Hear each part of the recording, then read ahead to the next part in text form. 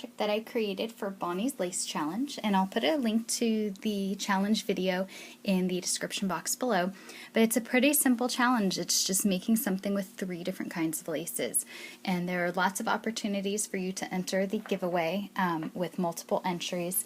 One of them is by making the project and creating a video response. Another one is by sharing the video link and spreading the word on Facebook, which is really simple to do. And then you can also get multiple entries if you actually send it to her.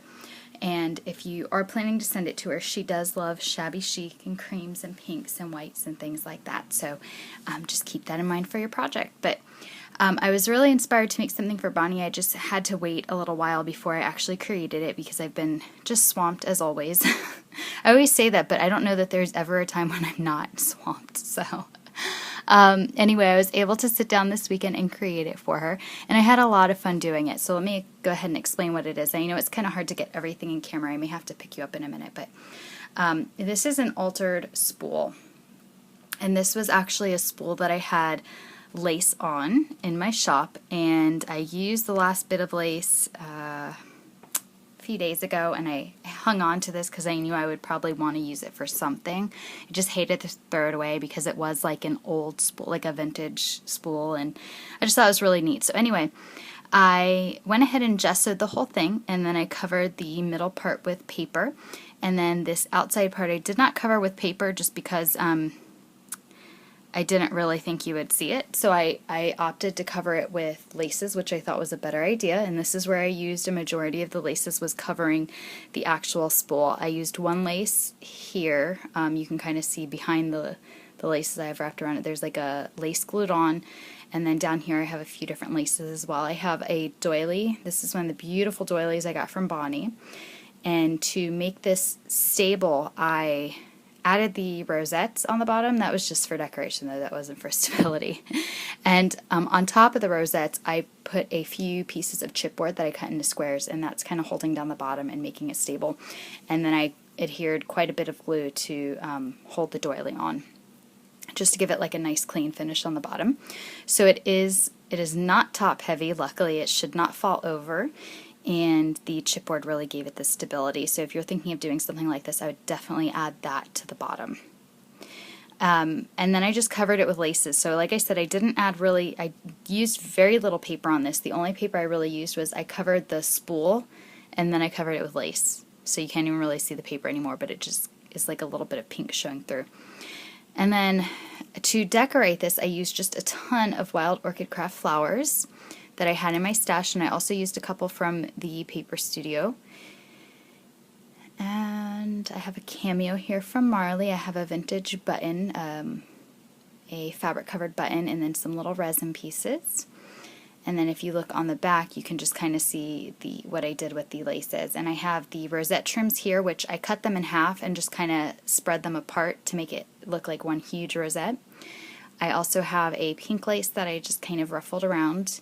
And then I have a sheer lace here that I've kind of wound up and just kind of hot glued in different places. So that is the bottom. And then for the top, I'll go ahead and pick you up just a little bit and move you. For the top, I wanted to create just like just a pretty little scene there.